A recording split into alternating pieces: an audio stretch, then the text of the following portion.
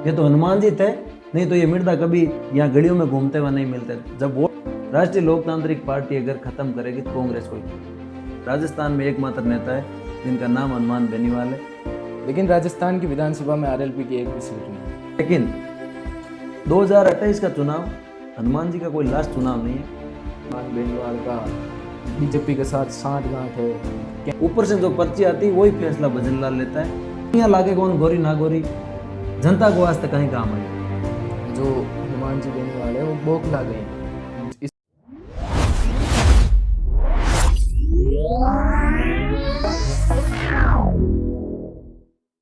नमस्कार दोस्तों, आज हमारे साथ हैं एडवोकेट साहब तिलोक जी खिलेरी और मैं पवन।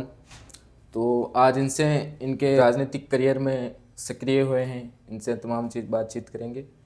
तो सबसे पहला मेरा सवाल आपसे ये है तिलोक जी कि आपने राजनीति में आने का क्या उद्देश्य है? देखिए पवन जी, आपका पहले मैं आपके इस चैनल के माध्यम से आपका धन्यवाद ज्ञापित करता हूं कि आप मेरे पास आए। और मेरा राजनीति के कैरियर में आने का मेरा उद्देश्य एकमात्र यही था। मैं किसान परिवार से आता हूं, मेरे पिताजी एक किसान हैं, साधारण परिवार से हैं। और मेरी एक मन में हमेशा तमन्ना रहती है कि मैं हर गरीब, हर दलित, हर पीड़ित, हर शोषित की मैं मदद करूं और मैं उसके मददगार के रूप में काम आऊँ। क्योंकि मैं हमेशा चाहता हूँ कि कोई आदमी अगर कोई दुख तकलीफ में है तो मैं अगर उनके बीच जाके काम आ सकूं और उनके सुख दुख में हाजिर हो सकूं, तो मेरी हमेशा तमन्ना रहती है कि मैं उनके तकलीफ में काम आऊँ, उनकी मदद करूँ। हर संभव मेरा प्रयास रहता है। इसीलिए मेरा ये राजनीति में आने का मेरा उद्देश्य था। और मैं जब कभी भी किसी किसान और पीड़ित और युवा के अगर कभी भी ज़रूरत पड़ती है तो मैं हमेशा तैयार रहता हूँ। अच्छी बात है सर। आपने राजनीतिक करियर में आरएलपी पार्टी को ही क्यों चुना? देखिए, अगर राजस्थान के अंदर पार्टियों की बात करें तो कांग्रेस, बीजेपी और आरएलपी जो थर्ड फ्रंट है, ये तीन पार्टियां चल रही है। कांग्रेस और भाजपा के अंदर जिस तरह किसान, युवा और दलित की आवाज़ को जब दबाया जाता है तो इसीलिए हम भाजपा और कांग्रेस को मैं पसंद नहीं करता। मैं उन नेता को पसंद करता हूं जो किसान, दलित, पीड़ित के काम आए। और जब कभी भी रात को अगर 1 बजे भी अगर सड़क पर उतरने का काम पड़े तो वो केवल राजस्थान में एकमात्र नेता है जिनका नाम हनुमान बेनीवाल है।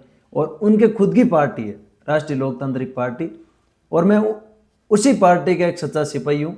मैं हनुमान बेनीवाल जी के पद चिन्हों पर चलते हुए जिस तरह वो गरीबों के, किसानों के आधी रात को काम आते हैं, तो मैं उन्हीं के पद चिन्हों पर चलते हुए मेरी भी ये तमन्ना है कि मैं उन किसानों और गरीबों के काम हूँ, दुख सुख दुख में। आपने कहा कि राष्ट्रीय लोकतांत्रिक पार्टी थर्ड फंड है, मतलब तीसरा मोर्चा है, लेकिन राजस्थान की विधानसभा में आरएलपी की एक भी सीट नहीं है। देखिए, जो पिछला चुनाव हमारा 2023 का विधानसभा का चुनाव था, उसके अंदर हमारे केवल खिंवसर की एक सीट हनुमान बेनीवाल जी ने खुद ने जीती। फिर उसके बाद उपचुनाव हुआ। उपचुनाव के अंदर जिस तरह समीकरण बने उसमें आरएलपी पार्टी जीत नहीं पाई और हनुमान जी खुद गठबंधन से इंडिया गठबंधन में नागौर के सांसद बने। तो जिस तरह राजस्थान के अंदर करीब 10 लाख से ज़्यादा वोट राष्ट्रीय लोकतांत्रिक पार्टी ने राजस्थान में लिए, सीट आना नहीं आना वो आगे की बात है, लेकिन युवाओं और किसानों के अंदर ये जोश था और उस जोश की वजह से राजस्थान में राष्ट्रीय लोकतांत्रिक पार्टी 10 लाख से ज़्यादा वोट राजस्थान के अंदर लिए। कई सीटें कम अंतर से हार गई, तो हो सकता है हर सीट कोई जीते नहीं, लेकिन इस बार जो आगे 28 का चुनाव होगा उसमें परिवर्तन निश्चित होगा। जैसे 2019 का चुनाव था, उसके अंदर आरएलपी की 3 सीट थी, तो ऐसी क्या बड़ी गलती हो गई जिससे 3 से 0 पर आना पड़ा? उसमें अपन गलती नहीं कह सकते, लेकिन हर मतदाता जरूरी नहीं है कि सही जगह पे कहीं उनका वोट लग जाए। लेकिन भाजपा के अंदर जिस तरह उनका जो एजेंडा था कि हम किसानों के लिए ये कर देंगे, युवाओं के लिए ये कर देंगे, इतनी नौकरियां दे देंगे, लेकिन किसान और जवान उस कई ऐसे लोग होते हैं उनके बेखबर में आ गए और उनकी वजह से उन्होंने वोट भारतीय जनता पार्टी को डाल दिया और भारतीय जनता पार्टी की सरकार राजस्थान में बन गई।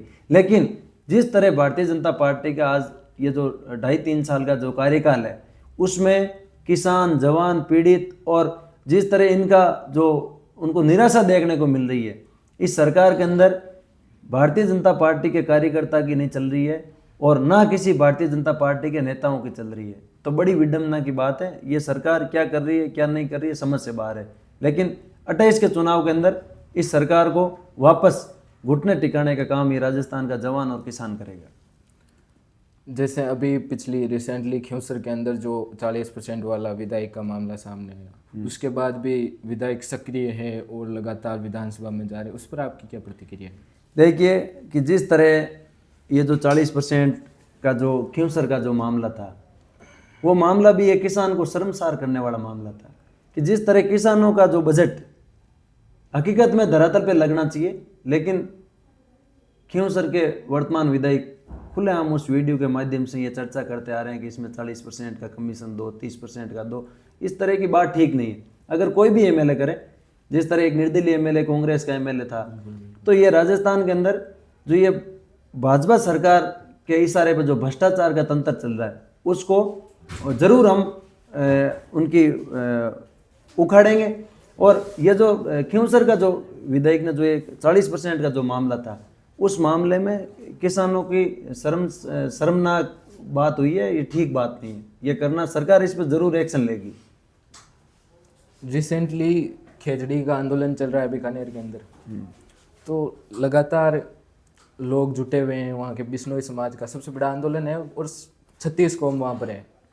उसके बजाय आज 3 से 4 दिन हो गए, सरकार सुन क्यों नहीं रही है? कान में रुई लगा के क्यों बैठी है? देखिए, राजस्थान के अंदर चारों तरफ कोने ही कोने में धरने और आंदोलन चल रहे हैं। नागौर जिले की अगर बात करें, नागौर में 5-7 जगह धरने चल रहे हैं। अभी बीकानेर के अंदर बड़ा खेजड़ी बचाओ जो माँ पढ़ाओ चल रहा है। इसमें सरकार, ये जो भाजपा की सरकार है, ये कोई फैसला लेने में वो नहीं है। भजनलाल जो है खुद मुख्यमंत्री, वो फैसले ले नहीं सकते खुद, ऊपर से जो पर्ची आती है वही फैसला भजनलाल लेता है।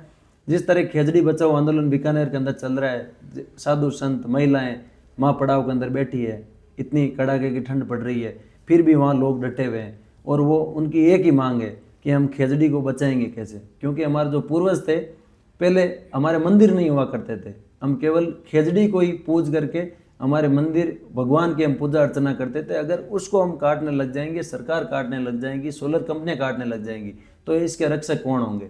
तो सरकार को जरूर इस फैसले पर सुनना चाहिए और इसमें एक ऐसा कानून बनाना चाहिए कि खेजड़ी के सामने अगर कोई काटने की नज़र से देखे तो वो आदमी अंधा हो जाए। इस तरह कानून बनाना चाहिए सरकार को।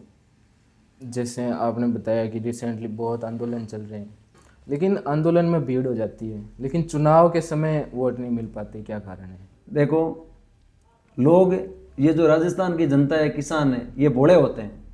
क्योंकि सरकार उस समय अलग अलग एजेंडे लाती है, लोग उनमें क्या है कि अपनी बात को भूल जाते हैं और वोट डाल देते हैं, फिर पछताते हैं।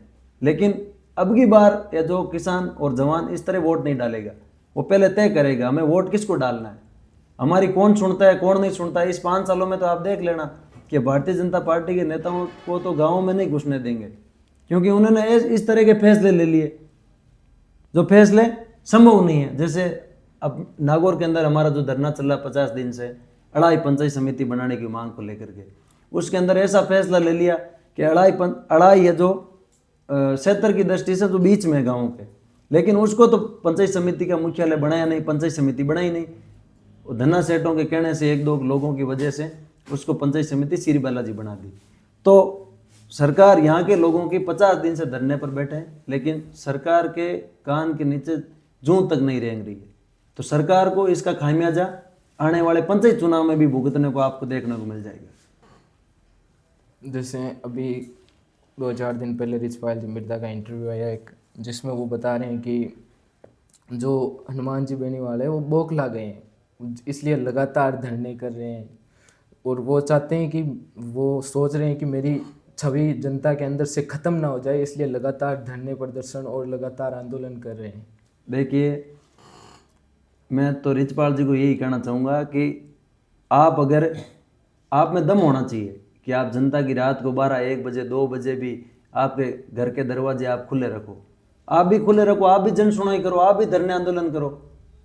वो तो आप में होना चाहिए धरने आंदोलन करने की। वो कोई किसान बुलाते थोड़ी है, ऐसे निमंत्रण थोड़ी देते हैं कि भी हमारा आप धरना करो, आंदोलन करो। वो तो खुद के अंदर पीड़ा होनी चाहिए कि आज किसान दुख तकलीफ में है, तो मैं आंदोलन करूं, उनके लिए धरना दूं, ताकि सरकार सुने, सरकार झुके और किसान और जवान तकलीफ में नहीं हो। वो तो उनको भी करना चाहिए। उनको कौन मना कर रहा है? उनको सड़क पे उतरने से, सदन तक जाने में कोई मना थोड़ी कर रहा है। वो तो खुद में होना चाहिए कि मैं किसानों के लिए कुछ कर सकूं। लेकिन घर नेता, ये जो मृदा परिवार है, वो तो सारे घर में सोए हुए रहते हैं, कभी उठते नहीं। इन्होंने तो हनुमान जी ने उठाना सिखाया है कि जनता के बीच कैसे जाना है, क्या करना है।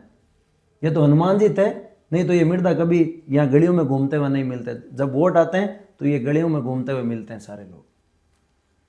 जैसे आपने कहा कि मृदाओं को हनुमान जी बेनीवाल ने सिखाई राजनीति, तो इनका तो बहुत लंबा करियर है। मैंने ऐसे नहीं कहा राजनीति सिखाया, लेकिन मैंने ये कहा कि मृदा कभी पहले, आप ज्योति मृदा को देख लो, रिचपाल जी को देख लो, ये कभी पहले जनता से डायरेक्ट नहीं मिलते थे।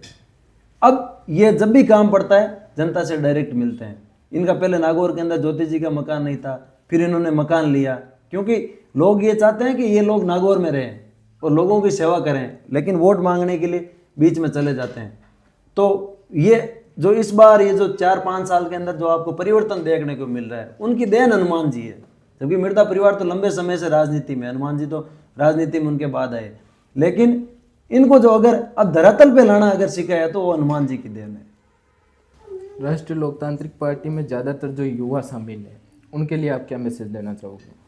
मैं तो राष्ट्रीय लोकतांत्रिक पार्टी के युवाओं से यही अपील करूंगा कि आप हमेशा सेवा में तत्पर रहें, हाजिर रहें, और अगर किसी किसान के ज़रूरत पड़े तो आप हर समय उनकी मदद करो। हर कोने कोने में आप जुटे हुए, और भ्रष्टाचार का खुल के विरोध करो।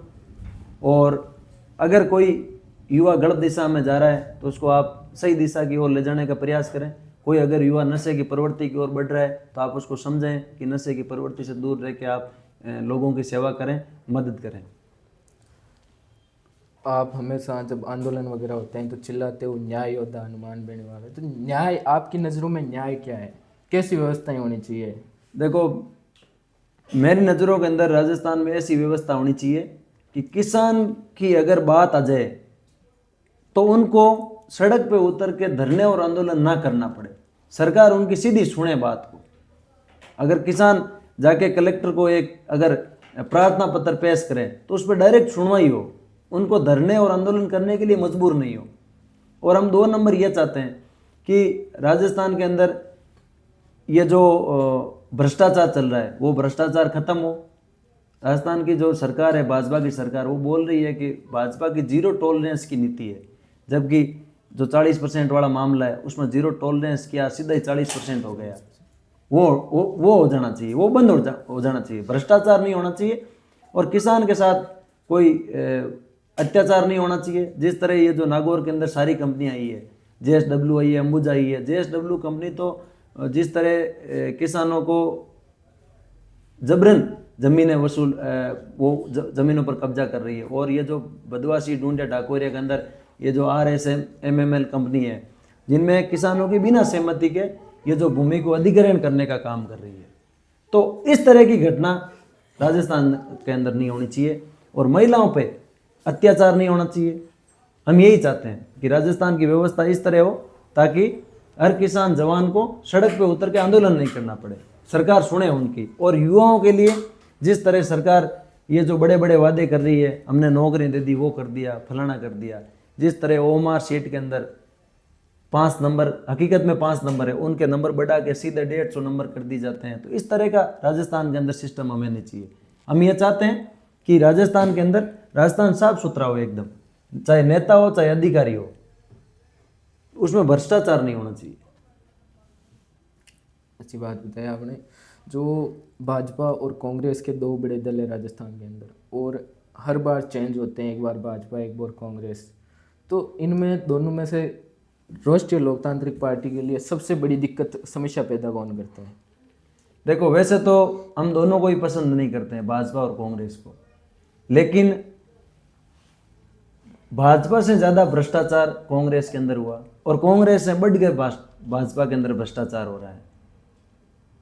अब भाजपा जब सरकार में आने से पहले भाजपा ने यह कहा था कि कांग्रेस के अंदर जितने घोटाले हुए बड़े मगरमच्छों को हम जेल में डालने का प्रयास हम करेंगे, लेकिन 3 साल हो गए, अभी भाजपा ने जो बड़े मगरमच्छों को तो पकड़ा नहीं है, छोटे अधिकारी है उनको भाजपा ये जो खुलासे करने का काम कर रही है। लेकिन हम ये चाहते हैं कि जो भाजपा ने ये कहा था कि हम बड़े मगरमच्छों को पकड़ेंगे, तो आखिर ये सरकार कब उन मगरमच्छों तक पहुंचेगी, हमारी ये मांग है।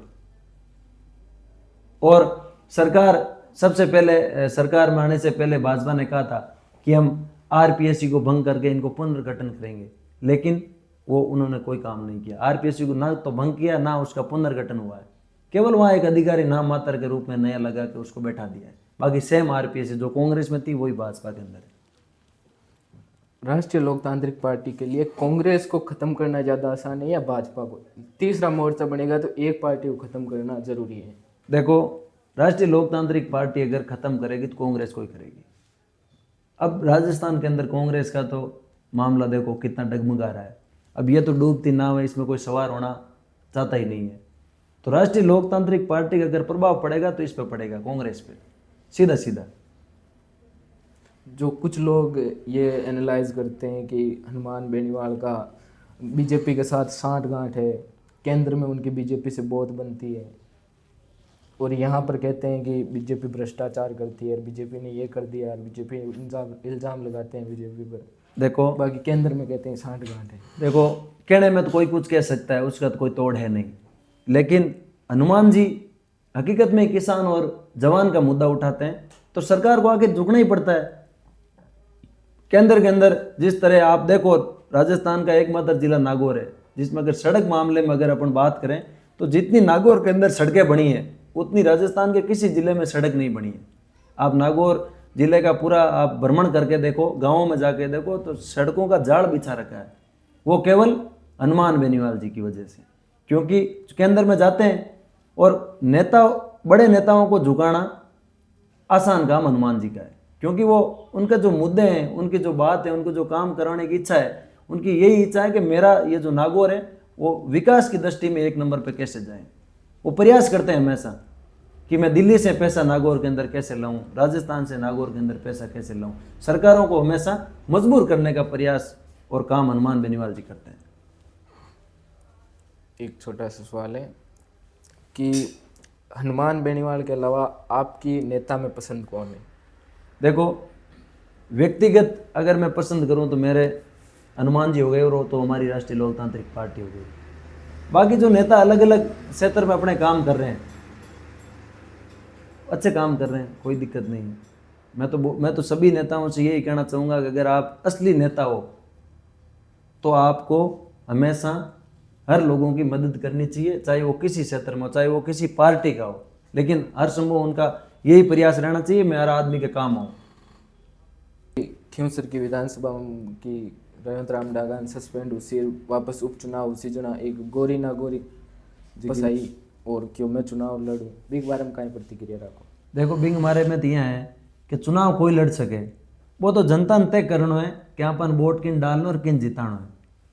जनता भी नहीं तय करिया करे हमेशा, जको आदमी जनता के वास्ते काम आवे। मन यहाँ लागे कौन गोरी ना गोरी जनता के वास्ते कहीं काम आई है। गोरी नागौरी ने जनता के लिए क्या काम किया? जनता जब आप क्षेत्र में जाओगे तो जनता उनसे काम पूछेगी, उनसे ये पूछेगी कि आपने जनता के लिए क्या किया, क्षेत्र के लिए क्या किया। अभी उन्होंने तो क्षेत्र के लिए तो कुछ किया नहीं है, केवल वो नृत्य करने का काम करती है। मनोरंजन तो किया ही है। हाँ, मनोरंजन है बस। मनोरंजन को कौन वोट देगा? लोग काम मांगते हैं, मनोरंजन को कोई वोट नहीं देगा। मुझे तो नहीं लगता कि मनोरंजन को कोई वोट देगा। एक बार यहाँ से कोई अभिनेता भी अपने चुनाव लड़े थे रामेश्वर डोडी जी के सामने, उनको जीता है, फिर वो आए नहीं 5 साल वापस। फिर जनता, बीकानेर की जनता बहुत पछताई। उन्होंने ये बोला कि यार क्या कर दिया हमने, किसको हरा दिया और किसको जिता दिया। आए नहीं वापस, ये लोग आते ही नहीं है, ये तो वापस डांस करने के लिए चले जाएंगे बाहर, आउट ऑफ कंट्री, फिर कहाँ ढूंढेंगे उनको। ये बात है। आगे 2028 आने वाले चुनाव में हनुमान जी बेनीवाल कहते हैं कि यह अंतिम लड़ाई है, तो अंतिम लड़ाई के लिए अगले 2 सालों के लिए क्या फिगर आउट है, मतलब क्या उद्देश्य है?